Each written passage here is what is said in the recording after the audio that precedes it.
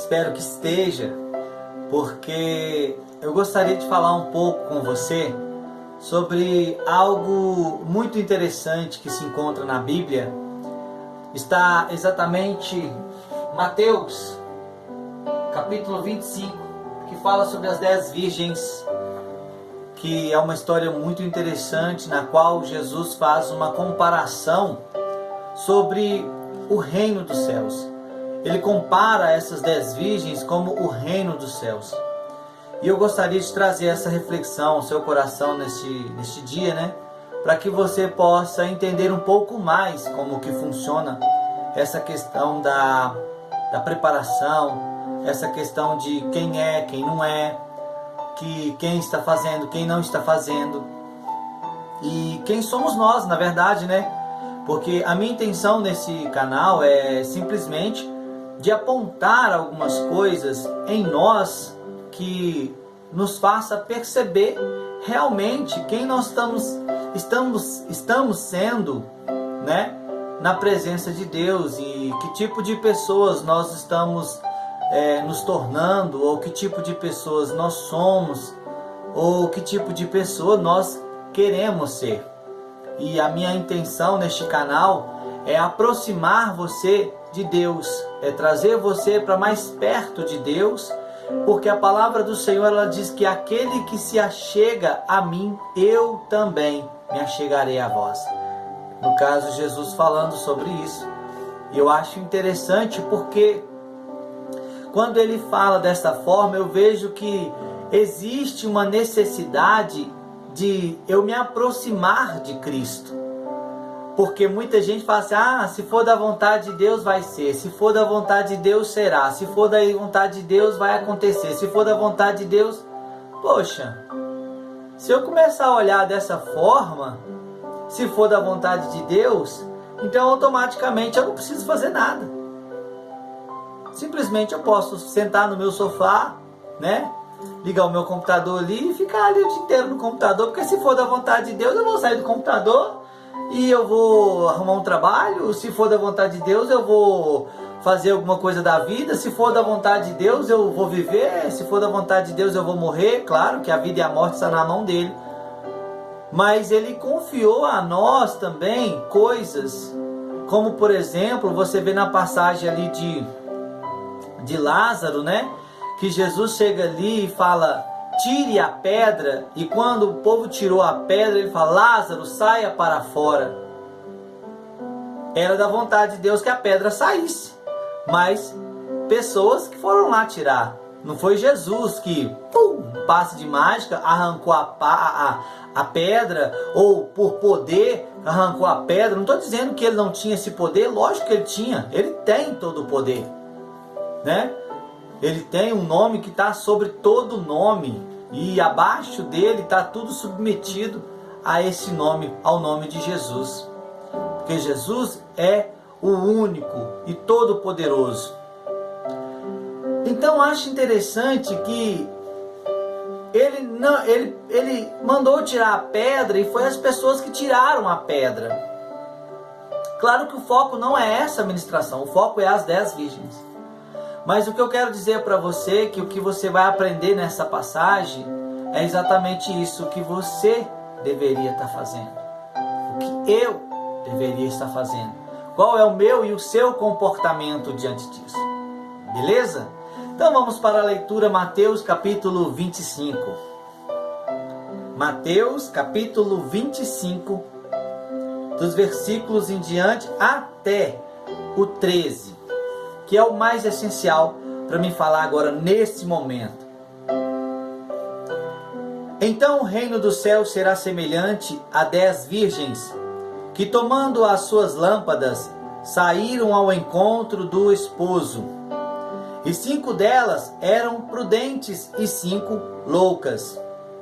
As loucas, tomando as suas lâmpadas, não levaram azeite consigo, mas as prudentes levaram azeite em suas vasilhas, com as suas lâmpadas. E tardando o esposo, tosquenejaram todas e adormeceram. Ou seja, pegaram um sono e adormeceram. Mas, à meia-noite ouviu-se um clamor.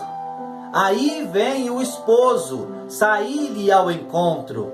Então, todas aquelas virgens se levantaram e prepararam as suas lâmpadas. E as loucas disseram às prudentes: dai-nos do vosso azeite, porque as nossas lâmpadas se apagam. Mas as prudentes responderam dizendo: não seja caso que nos falte a nós e a vós, ide antes aos que o vendem, e comprai-o para vós. E tendo elas ido comprá-lo, chegou o esposo, e as que estavam preparadas entraram com ele para as bodas, e fechou-se a porta. E depois chegaram também as outras virgens, dizendo: Senhor, Senhor, abre-nos. E ele, respondendo, disse: em verdade vos digo que vos não conheço. Vigiai, pois, porque não sabeis o dia, nem a hora em que o Filho do Homem há de vir. Bom, o que eu quero deixar para você dentro desta palavra? Quero que você entenda que ali havia 10 virgens, e 5 eram prudentes e 5 eram loucas. Hoje, muitos dentro da igreja estão divididos. Entendeu a razão de 5 e 5, totalidade de 10? 5 prudentes, 5 loucas? Divisão. Está falando de divisão. Mas as 5 que não se dividiram, que uniram-se em guardar a unção, em guardar o azeite, né? Que azeite, óleo, unção, Espírito Santo, tudo isso tem envolvimento. E 5 loucas, que faziam parte da igreja, das prudentes, que faziam parte da congregação das prudentes. Só que elas não se preocuparam em guardar o azeite, em guardar a unção, em guardar o Espírito Santo de Deus dentro delas. Viveram de maneiras loucas, de maneira imprudente. Hoje nós vemos N igrejas, com N nomes, com N placas, né? E eu acho interessante que são poucas as igrejas hoje que preservam realmente a palavra fiel e verdadeira do Senhor Jesus Cristo. São poucas as igrejas que vivem exatamente da forma que a palavra de Deus nos ensina. Hoje a pregação, ela está focada mais nas pessoas, nos objetos, né? Naquilo que Deus faz. Interessante que você vai ver que Jesus, ele confrontou uma multidão, quando a multidão seguia ele e elas buscavam, na verdade, o que ele podia fazer no sentido de suprir as necessidades delas. Elas estavam buscando aquilo que elas queriam, mas elas não sabiam o que realmente elas necessitavam. E foi por isso que Jesus confrontou elas. Jesus mostrou para elas o seguinte, que elas deveriam se preocupar com Ele e não com a situação delas. Ele falou assim, para confrontar o coração delas, ele usou a palavra da seguinte forma, ele falou assim: é necessário que comam da minha carne e que bebam do meu sangue, porque aquele povo estava faminto de coisas de comer, de alimento, e estava esquecendo do espiritual. Jesus então apresentou o espiritual para eles, Santa Ceia. Santa Ceia é espiritual, é maravilhoso esse momento. Só que eu não vou falar de Santa Ceia, eu não vou falar também dessa parte litúrgica, mas eu vou falar do confronto para que as pessoas possam e que você possa saber quem é você na presença de Deus. Se o seu comportamento está condizendo com a vontade de Deus. Se você está comportando como as loucas ou como as sábias. Porque hoje as igrejas, não vou dizer todas, que não vou generalizar, porque ainda tem igreja remanescente ainda do Senhor Jesus, tem igreja que ainda está realmente focada na palavra de Deus, focada em fazer da maneira certa, da maneira correta, porque a Bíblia diz: preservai a sã doutrina, os bons costumes, a sensatez, né? Hoje você vê pastor cuspindo na boca dos outros e falando que é unção. Isso é nojento, isso é escandaloso. Você vê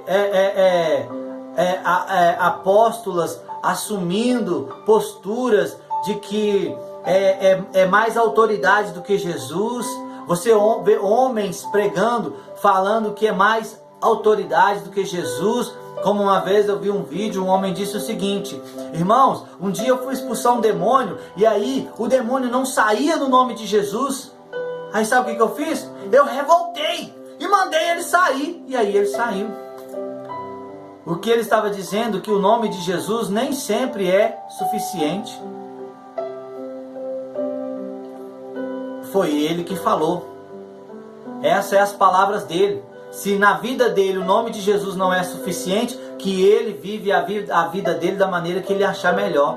Só que eu aprendi que Jesus é suficiente na minha vida, que Jesus é soberano na minha vida e que Jesus é soberano na sua vida, se assim você quiser, porque ele é a suficiência da raça humana. Jesus não morreu na cruz para que eu e você vivamos de maneira insensata, vivamos de maneira de qualquer maneira, de qualquer forma, fazendo o que eu quiser fazer, o que você quiser fazer, o que você achar melhor que tem que ser feito. Não é assim, porque aqui nós temos um manual de instrução, Bíblia Sagrada. Temos um manual de instrução e precisamos seguir esse manual de instrução. Dentro da palavra de Deus é que nós somos direcionados a fazer a vontade do Senhor, e você precisa entender isso, porque quando você não entende isso, você vai viver de acordo com a sua própria vontade, com as suas emoções, com as suas razões, com aquilo que você julgar ser melhor, da maneira que você achar melhor, você vai fazer. E nem sempre, na maioria delas, pode-se assim dizer, o nosso jeito não é o jeito de Deus, porque a palavra dele diz que os meus pensamentos, Deus falando assim, os meus pensamentos são mais altos do que os vossos pensamentos, e os meus caminhos são mais altos do que os vossos caminhos. Meu irmão, minha irmã, aqui eu não estou falando para o ímpio, eu estou falando para você, homem e mulher de Deus. Por quê? Porque as 10 virgens, percebe-se que são pessoas que estão no caminho do Evangelho. São pessoas que estão vivendo no caminho do Evangelho, porque o mundo não recebeu o Espírito Santo de Deus. Então não posso fazer uma comparação dessas 10 virgens com os ímpios, porque o ímpio não tem o Espírito Santo de Deus. Só tem o Espírito Santo de Deus quem recebeu ele em Cristo Jesus. E quem recebeu Cristo Jesus. Então essas 10 virgens são comparação daqueles que já receberam o Espírito Santo de Deus.